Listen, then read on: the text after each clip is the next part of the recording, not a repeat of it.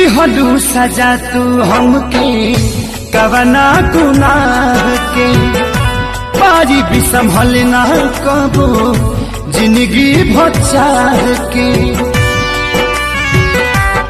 हाँ हाँ दिहलू सजा तू हमके कवना गुनाह के पारी भी संभल ना कबो जिंदगी भचाह के।